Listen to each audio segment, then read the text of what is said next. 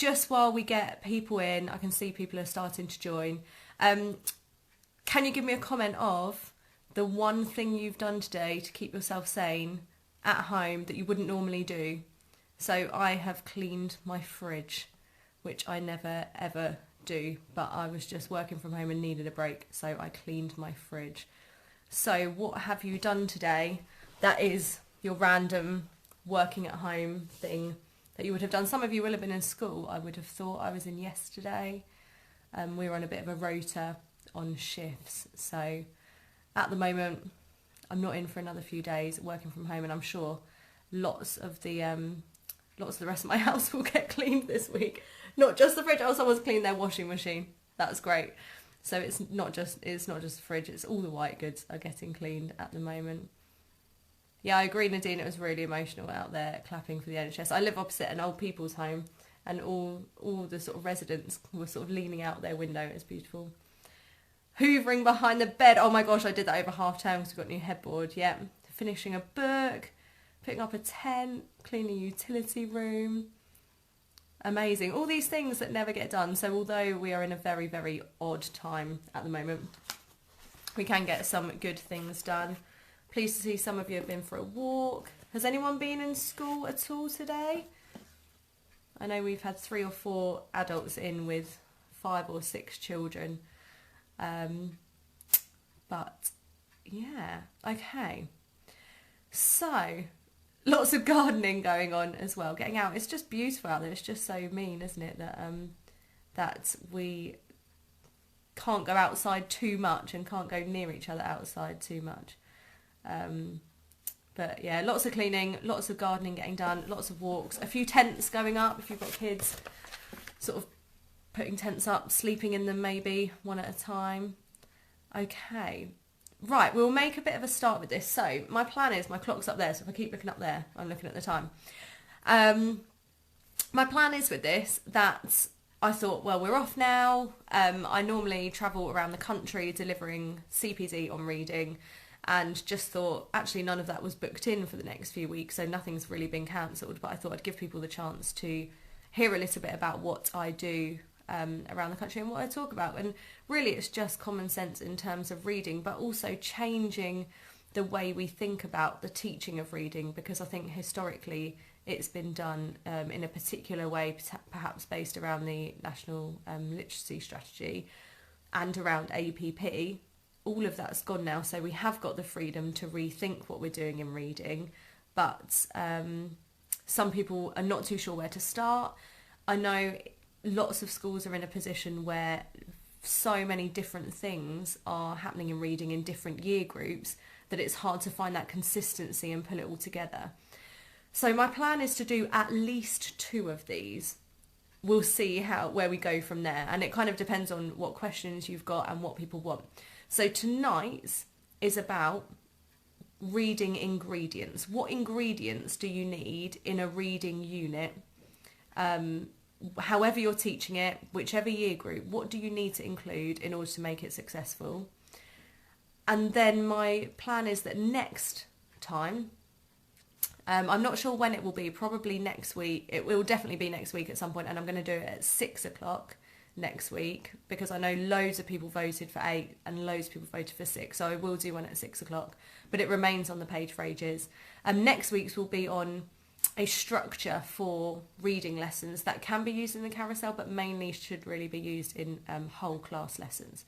So that's the plan. So while I'm sort of starting out, it's really interesting for me to know, when I go and do training, I ask people, and obviously you can comment on here, how is reading done in your school? Do you have a particular way in which reading is done? Is it completely different in every year group? What year group do you teach, and how do you teach guided reading?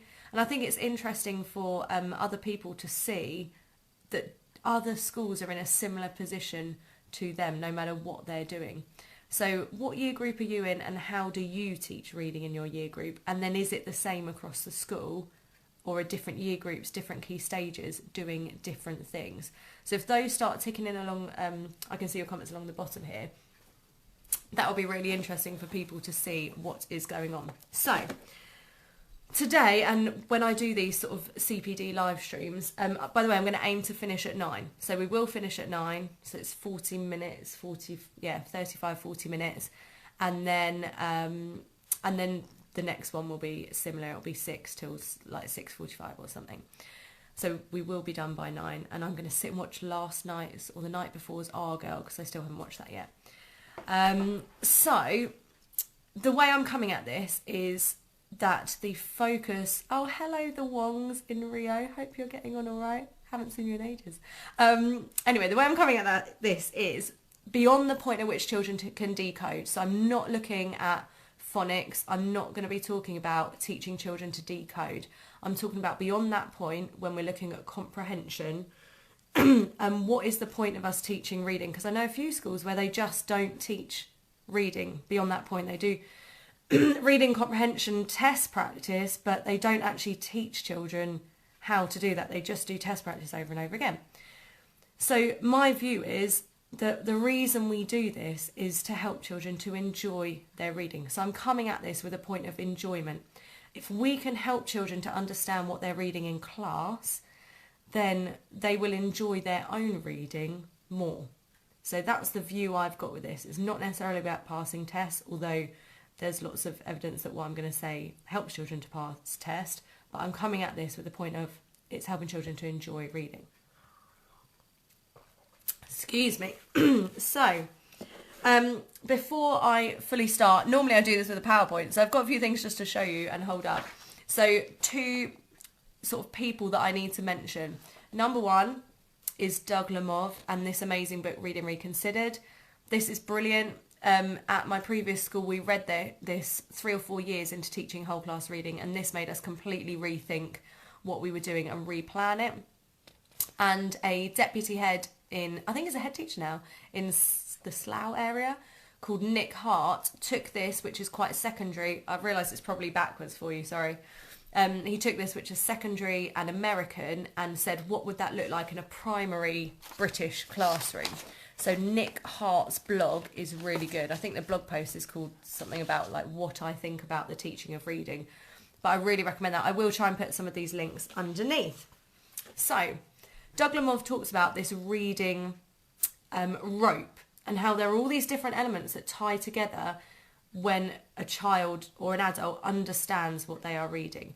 And there are loads of different elements, but there are 3 that I'm going to really hone in on and 1 that I'm not going to talk about at all. So the first one is decoding, word reading. So can they read the words that are being said, that are written on the page? And I don't understand. I speak a little bit of Spanish, and I don't understand why in Spain their reading results aren't shooting through the roof, because Spanish is completely phonetic. So teaching children to decode in Spanish is really simple. It's 1 lesson. It's the sounds of the alphabet and about 5 other sounds, and you can decode in Spanish. Obviously in English it's completely different, way more complicated, and lots of irregularities. So once you can decode the words, I would be able to teach you to decode in Spanish, but beyond that, you wouldn't understand what you're reading. So then you have to have the understanding of what the words mean, the understanding of the vocabulary. So that's the second element. So first element is word reading. The second element is the understanding of the words. Now you may be able to have both of those, and you still won't have pure comprehension, because you've got to have an understanding of the world as well. And that's the sort of way I'm coming into this, is linking those 3 together. I'm not going to talk about the decoding, like I've said, but the vocabulary, the understanding of the words, and the understanding of the world are really key to comprehension. So I'm going to talk about how you can sort of link those things together. And like I say, today I'm going to be talking about general elements, things that you can implement into any reading strategy, any sort of way in which you're teaching reading, any year group. And then next time I'll show you a particular strategy and how you can do it, and a 4-part method, really. So we're going to focus in on 3 main areas today. So within that vocabulary and that understanding of the world. And they are, we're going to add in text selection. So how do you choose an appropriate text? What do you do when you're looking at vocabulary? And how can you bring in this understanding of the world together? Okay. So starting off with text selection. Sorry, I've got my notes here, just so you know, keep me on track and stop us going beyond 9 o'clock. So I need to credit one of my colleagues, Ben King, who is not watching tonight because he's playing a massive online quiz. And I hope that he sees this and knows that I know that he's not watching tonight.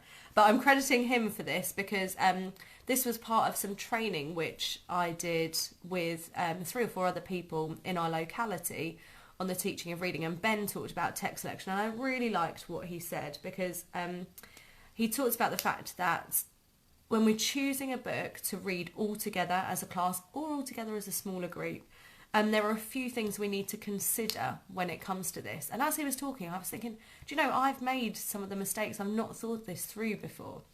So I think it's worth going over. So one thing to think about is the feelings and emotions.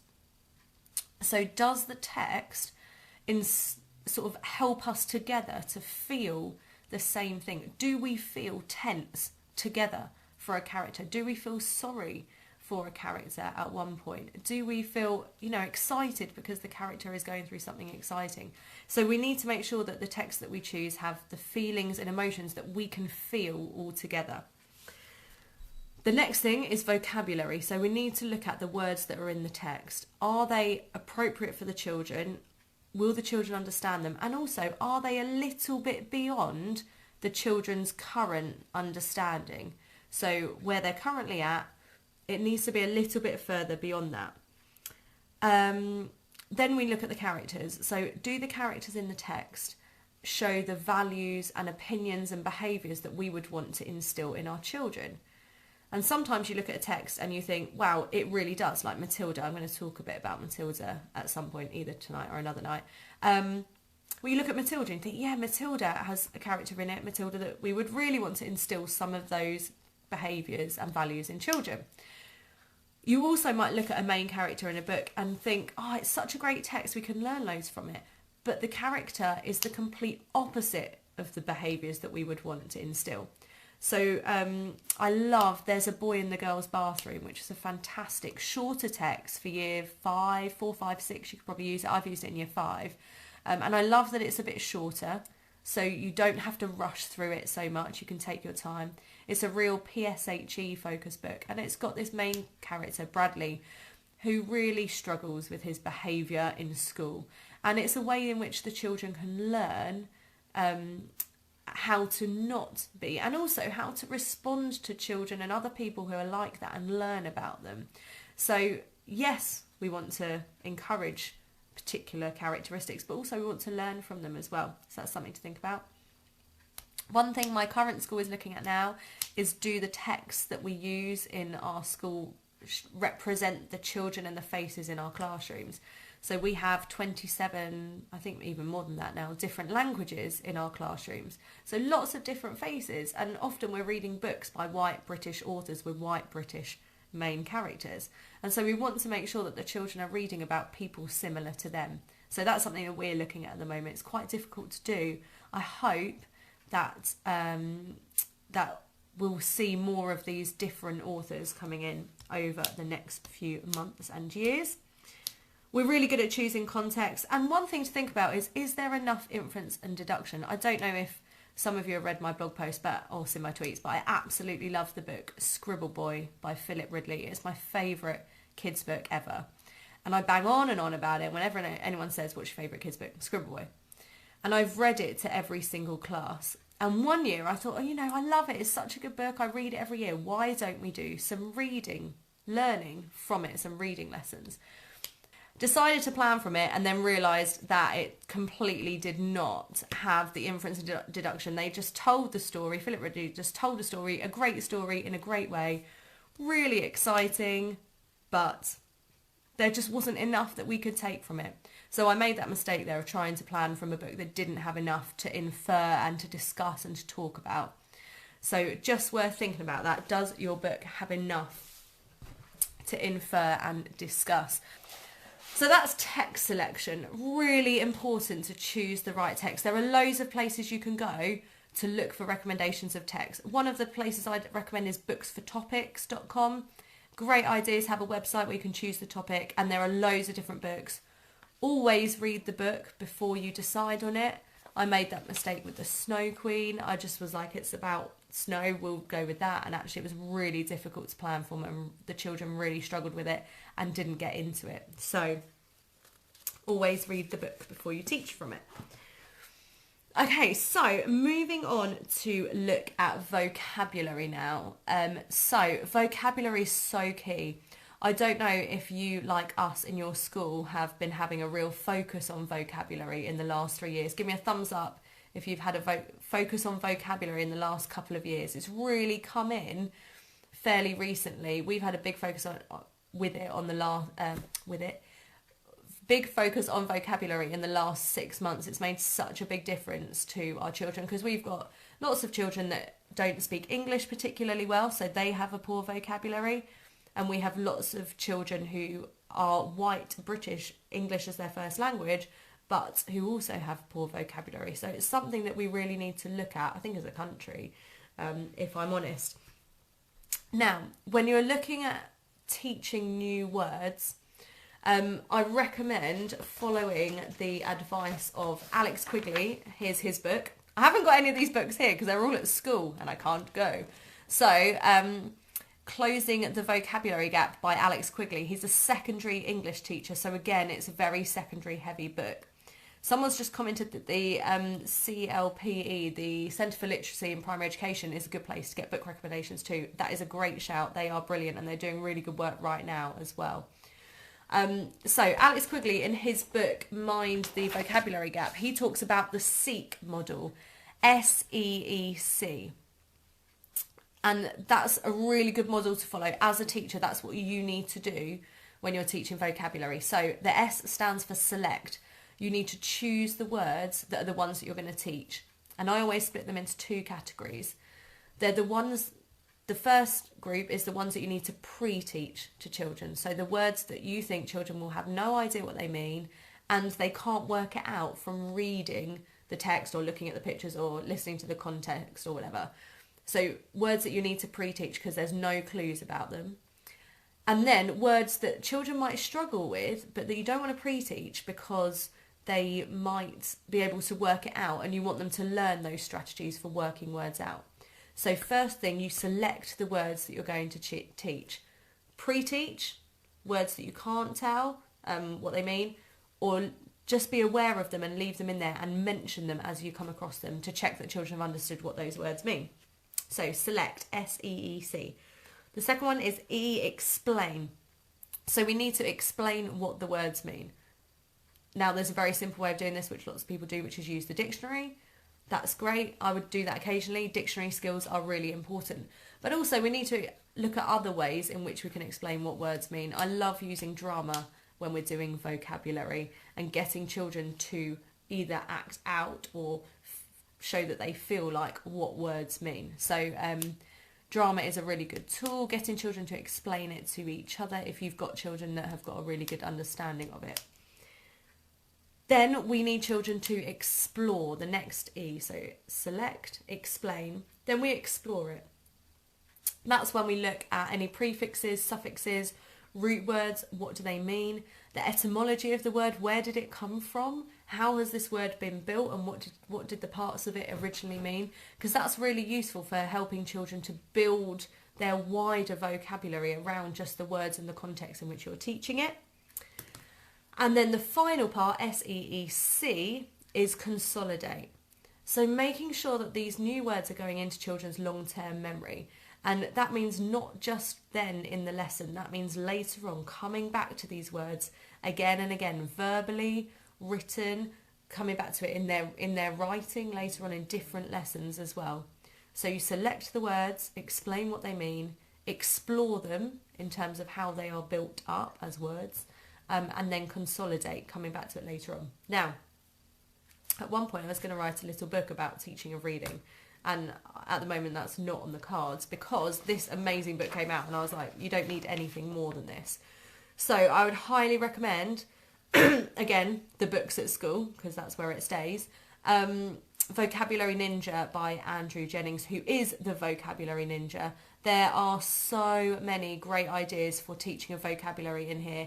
I would get yourself a copy of this, rather than me go through it, buy a copy of this, and that will really help you with different ideas, going beyond just looking in a dictionary for words as well. I like to do things like having words and definitions, and children sort of move around the classroom with one or the other, and they have to try and match up using what they know or using what other people have as well. So there's lots of different things you can do with that. I'm not going to go through loads of them, but you can find them in Vocabulary Ninja book. So just a little look, I just thought I'd show you some vocabulary activities. So here is one. I think it's going to be backwards. You might be able to tell me. To me it looks backwards. Is it backwards? Or is it the right way round? Has Facebook managed to turn it the right way round? Don't know. Anyway, hopefully someone will let me know. So on this side, you've got the original word. Oh, someone said, Jill has said, would seek be one lesson? The S, the E and the E would be in one lesson. So you would select it before the lesson. You would explain it and explore it in the lesson. So this is the explore after it, and part of it is explaining. And then the consolidation would come later. I'm really sorry that it's backwards. Okay, so here you've got the word, the original word. And here you've got the word plus the suffix. So children have got to look at words that they know what they mean. Wait, stern, impress. And then they've got to look at, well, if wait means this, what does weightless mean? So they've got to use their understanding of suffixes and how that changes the meaning of the root word to write a new definition of a word they already know the definition of. So, or of a root word, changed root word that they know the definition of. So it's sort of going beyond just dictionary work. When we did There's a Boy in the Girls' Bathroom, I have got permission, by the way, from these parents to show these books, because I always like to do that, and children like to know that their books are being shown. We also did this when we did There's a Boy in the Girls' Bathroom. I know it's backwards, I'm really sorry, but throughout the book, before we even read the book, we hadn't even opened it, and we looked at all of these words. So here is principle, and children had to work out what does that mean in English, in UK English rather than US English. So it's good we cracked through that before we even opened the book, so that when we came to open the book, children were then in a really good position for us not to have to stop and be like, well, what does principal mean? Oh, okay, it means head teacher. And then you've lost the flow of the reading. Actually, we did all the vocabulary stuff beforehand, so that as we were reading, they knew what recess meant, rather than us having to stop all the time. So there's just a couple of things on vocabulary. Now, the final thing I'm going to talk about tonight is my sort of biggest drum that I beat at the moment, and it's about general knowledge. It's about the fact that we don't just need to be able to read the words and know what the word means. We have to have some sort of understanding of the world in order to understand what we're reading. And us as teachers, we can really help children with this. We can't take them to a place. We can't take them back in time. But we can use loads of different resources to help us help children understand a little bit more about the world and the world in which their books are set, so that they've got that greater comprehension of texts. So, when thinking about this, I always think about when I first started teaching, and which was a while ago, but not that long ago. One of my child in my first class is her 18th birthday tomorrow. So happy birthday, Molly, for your 18th birthday. I think it's tomorrow. So that shows you how long ago I taught Year 5 for the first time. And when we were teaching reading then, I taught reading in a carousel once a week. So I read with a child once every 5 weeks.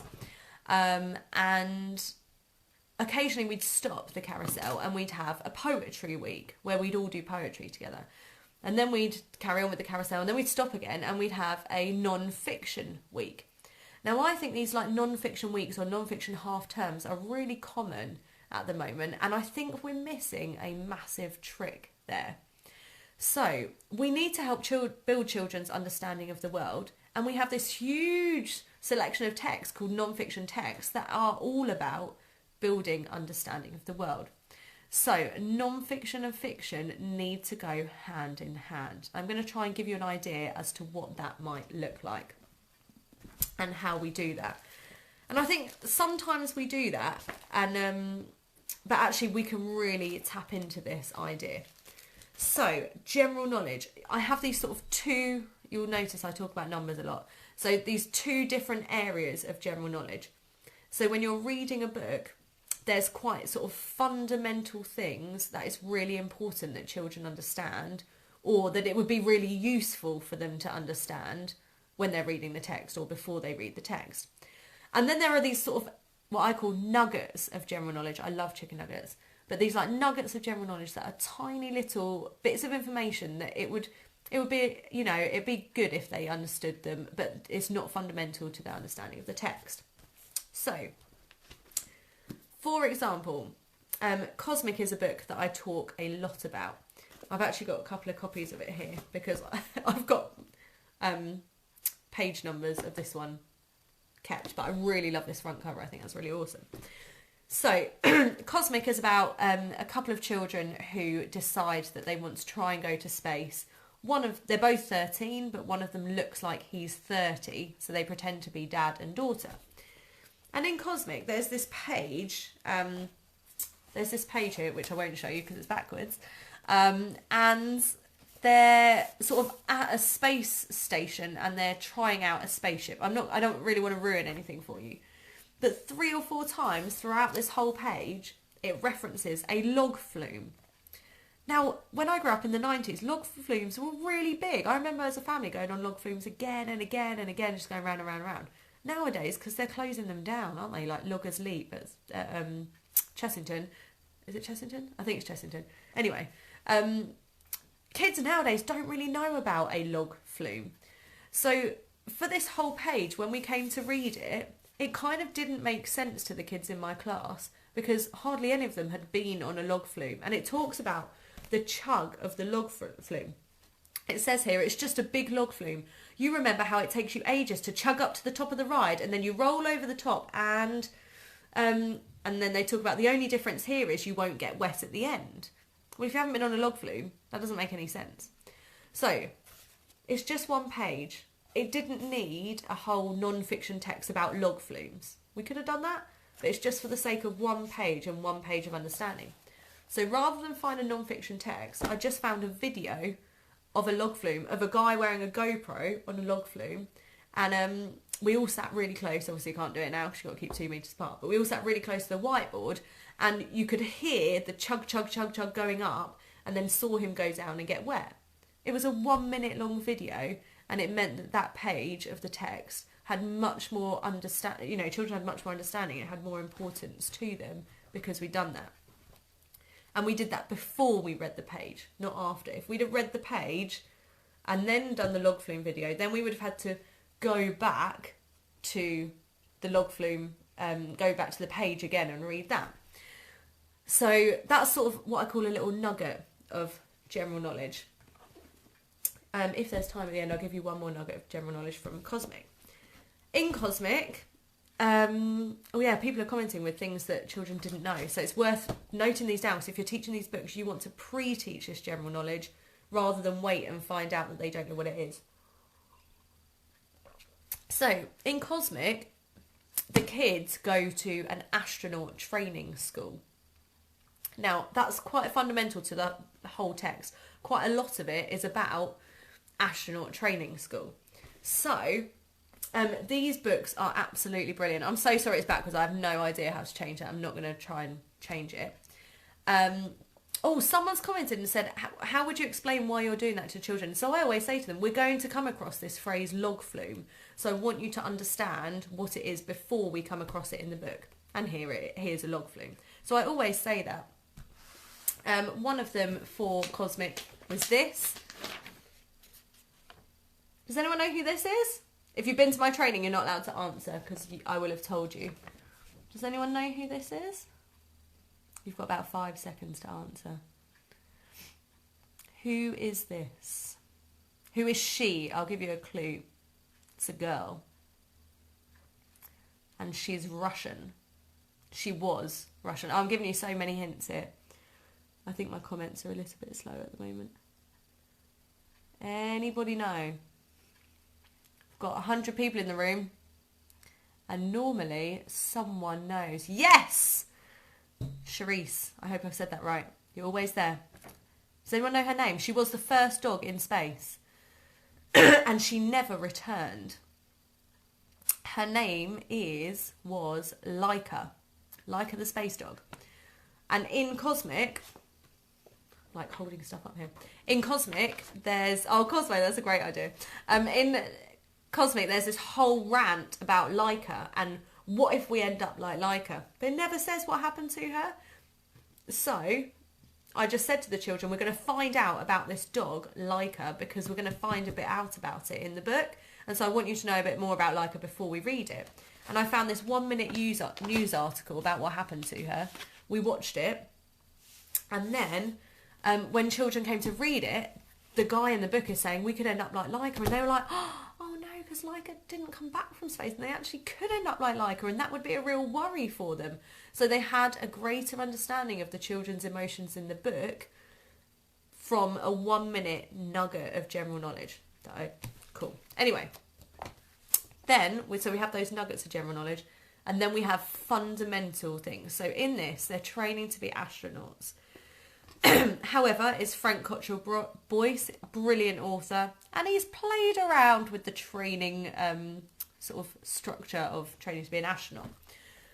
So, non-fiction and fiction need to go hand in hand. Rather than reading this and then doing a 2-week non-fiction unit on something else, actually let's do our non-fiction objectives and our learning to help build our general knowledge, to help build our understanding of Cosmic. So it all goes hand in hand together, okay? This news, they're like fake newspapers that contain real information. They do them for Roman news, Greek news, Egyptian news. They're absolutely brilliant. I really recommend them. They're a bit like gold dust, getting hold of them. They're often on Amazon Marketplace. So this was an Amazon Marketplace one. I'm sure it's got a something in it. Anyway, but in here, I should have found it. There is this article, Shaping Up for Space. And it's an interview with an astronaut about the real life way in which astronauts train for space.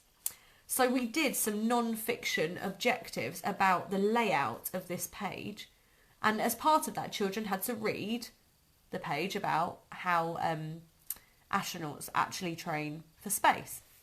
Then when we got to that bit in the book, in the Cosmic, they understood what was really how astronauts train, and what was Frank Cottrell Boyce having a little bit of a play around and trying to be funny, and also just playing with the truth and being an author and using his imagination.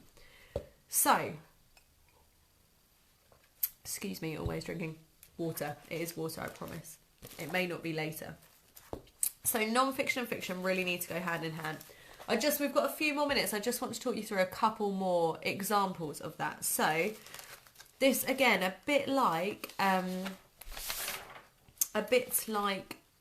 There's a Boy in the Girls' Bathroom. This is a short text that is an absolutely beautiful World War II text. It's called Number the Stars. Sorry if you cannot read that backwards, but I can't do this both way around. So, Number the Stars is a great book about World War II.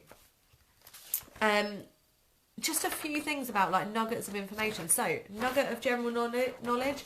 It's worth children knowing where is Copenhagen, because this book is set in Copenhagen, and Sweden is really important in this as well. And I don't want to spoil anything because that's a big spoiler and I wouldn't say that to the children so much.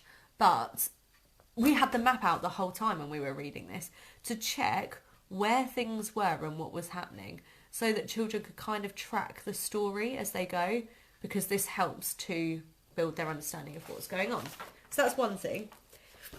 But throughout Number the Stars, there's a character in it called Peter, who is part of the Danish resistance. And it keeps being referred to, the Danish resistance. But it's not a very long book, so there isn't time to go into who were the Danish resistance, what did they do, what does it mean that he was in there and someone else was in it as well in the text. So,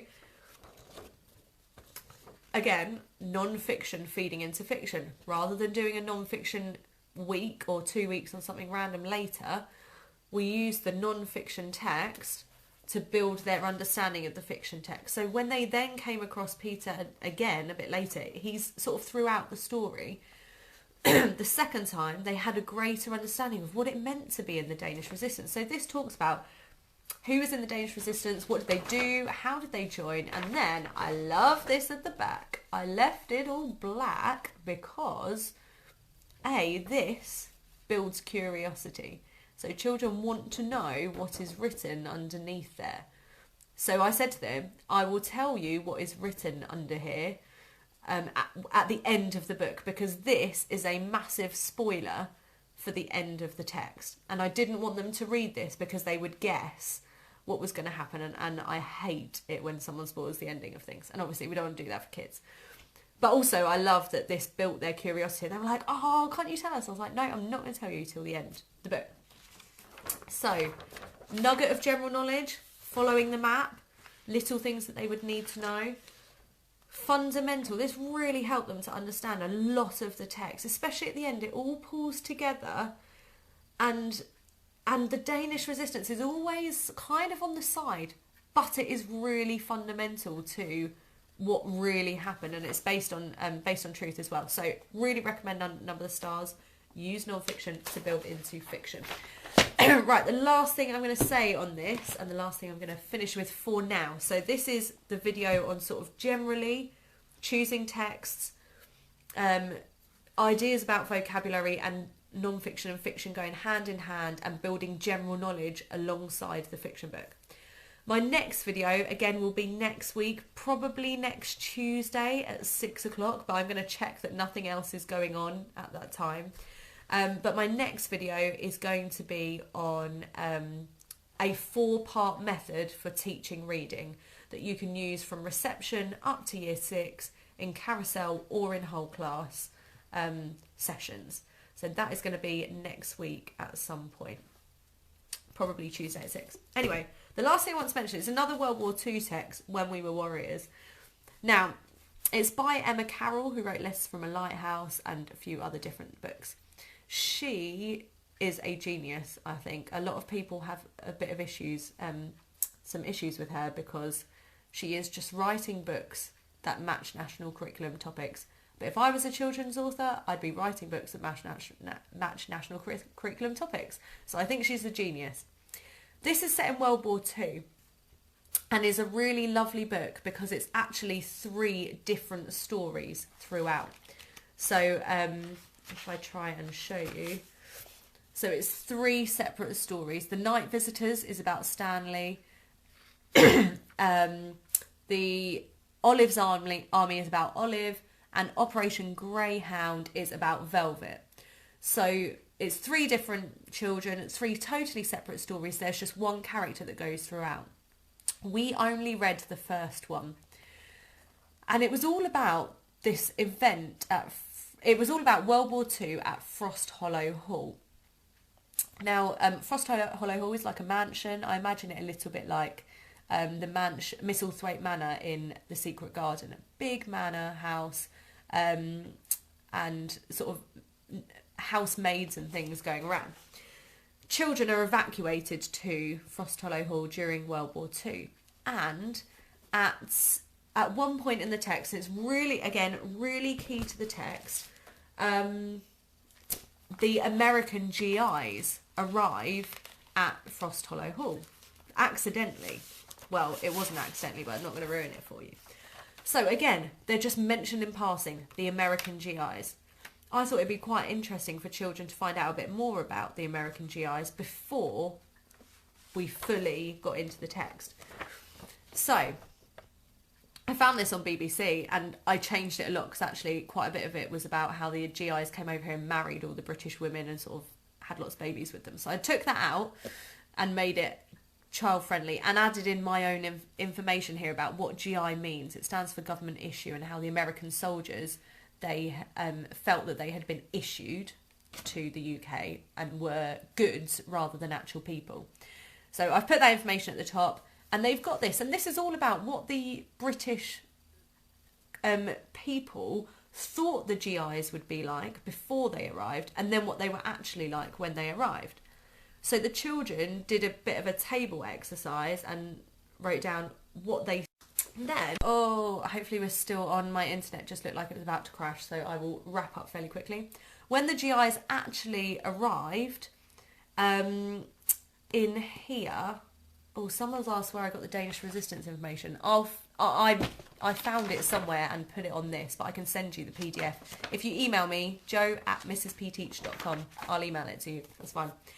When the GIs actually arrived, we then looked at and unpicked in the text how the children treated the GIs differently to the people that worked at Frost Hollow Hall. So we sort of unpicked all these different elements around how the GIs were sort of viewed, how they actually were, and then how the children treated them differently to other adults. So we sort of unpicked lots of different things. The other thing that's nice about this is, as we were reading it, one of the kids said, "Mrs. Payne, in the back, it says there's a book called Frost Hollow Hall," which I didn't realise. So I bought it, and it turns out the book, the short story in here, is the sequel to Frost Hollow Hall, and the event, there's an event which happens in Frost Hollow Hall, is always referred to in When We Were Warriors. So children then really wanted to read this. Then I read the second story, Olive's Army. That's the sequel to Letters from a Lighthouse. So these are, she's genius, Emma Carroll. These are all sequels to her other books. So children, having read this, were like, "Oh my gosh, I want to find out about what happened at Frost Hollow Hall in winter 1881, it says there."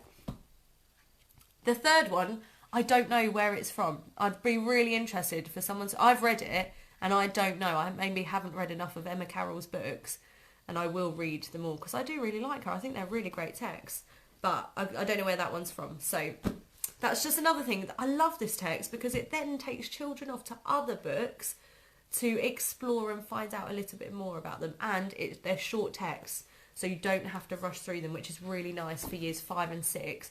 Often they're really long texts and a bit of a slog to get through. Okay, I'm going to wrap it up for now, because I've gone beyond 9 o'clock, which is what I said that I wouldn't do.